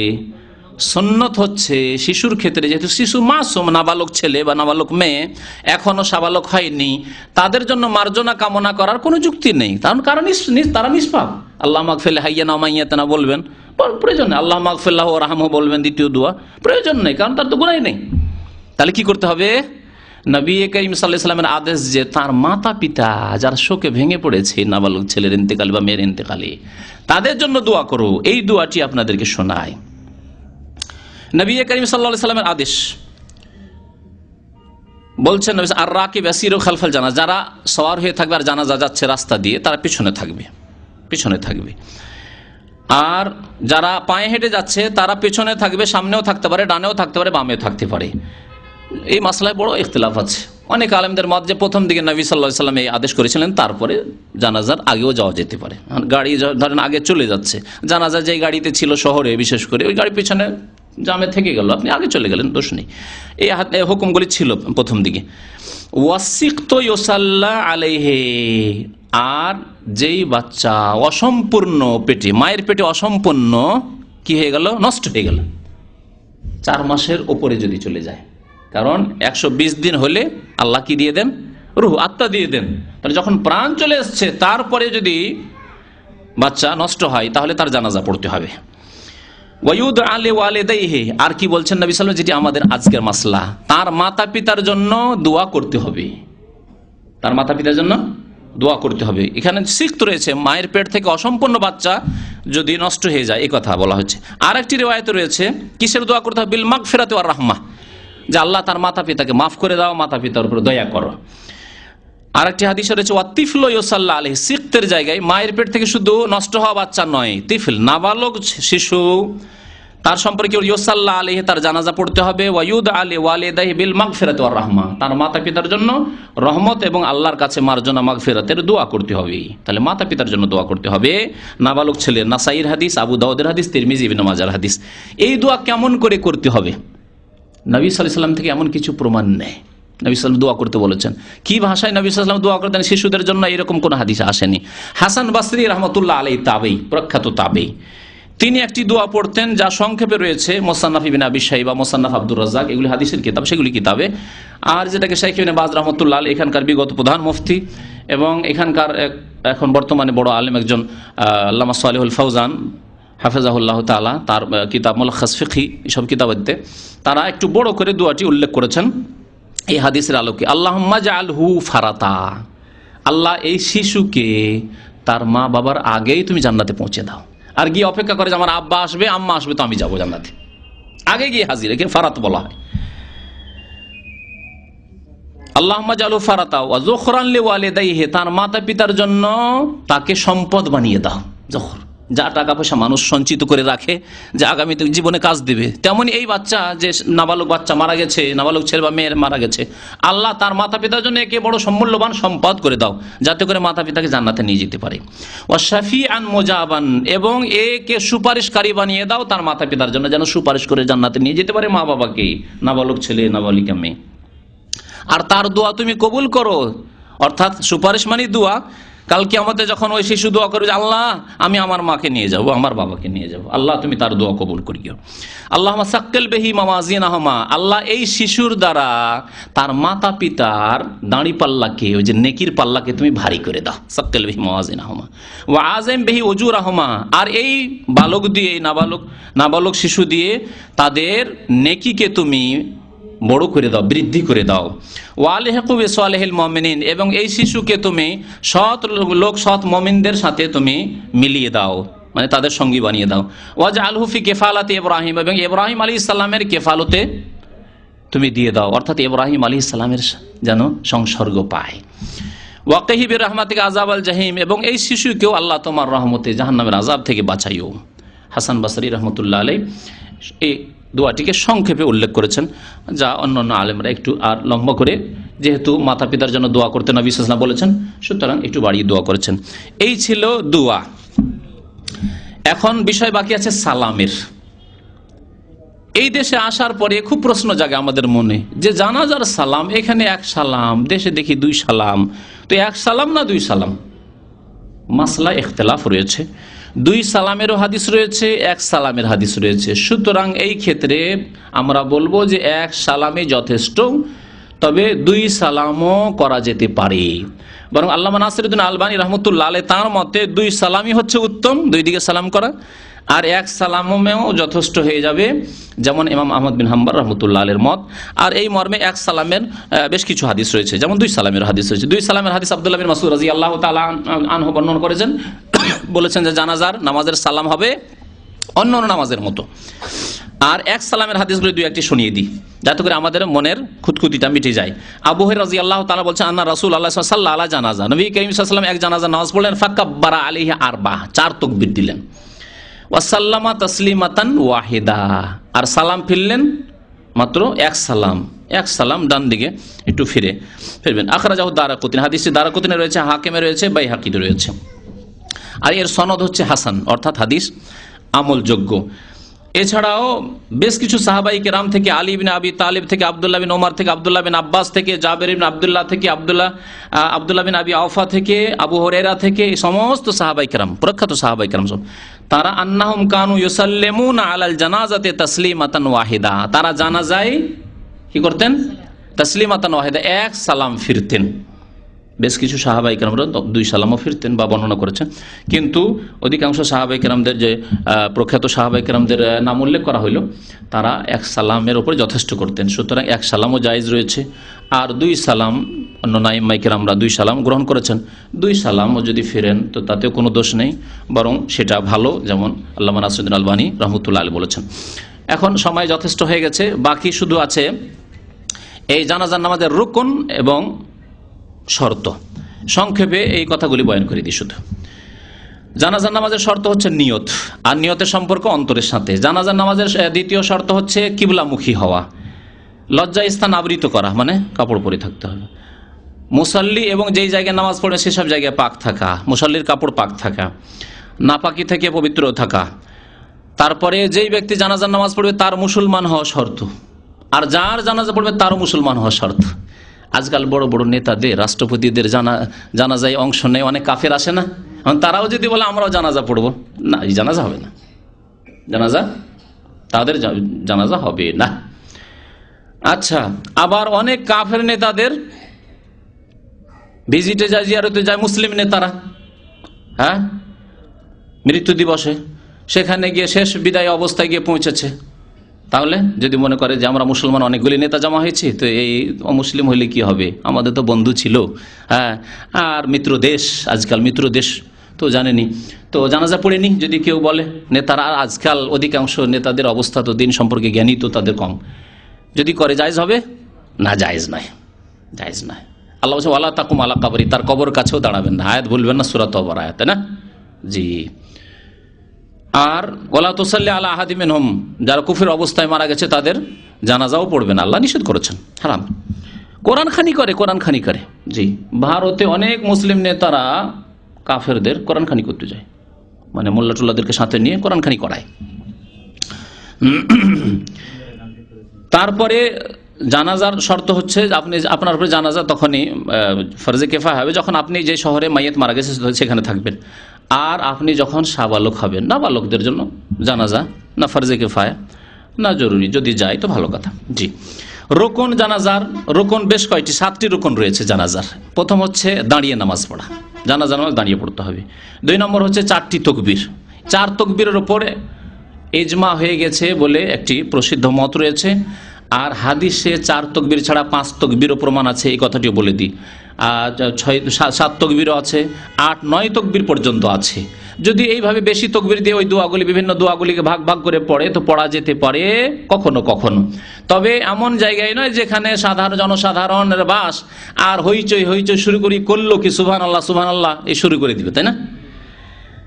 এই জন্য 4 তকবীরেই সীমিত রাখাই ভালো। আর যদি শিক্ষিত মহল থাকে, মাদ্রাসা ইসলামী প্রতিষ্ঠান রয়েছে, ইসলামিক বিশ্ববিদ্যালয় রয়েছে, যেখানে শিক্ষিত লোকেরা জানে বা লোকজনকে জানিয়ে দেওয়া হয়েছে আজকে 5 তকবীরে জানাজা হবে, তো জায়েজ রয়েছে।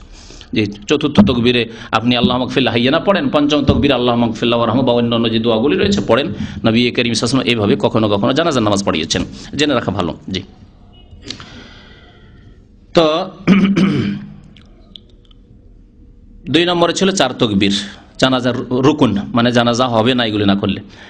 সূরাতুল ফাতিহা, সূরা ফাতিহা পাঠ করা হচ্ছে রুকুন 3 নম্বর। 4 নম্বরে হচ্ছে নবী সাল্লাল্লাহু আলাইহি ওয়াসাল্লামের দরুদ পেশ করা, আল্লাহুম্মা সাল্লি আলা মুহাম্মাদ আল্লাহুম্মা বারিক আলা মুহাম্মাদ ইন্নাকা হামিদুম মাজিদ পর্যন্ত যা বলা হলো।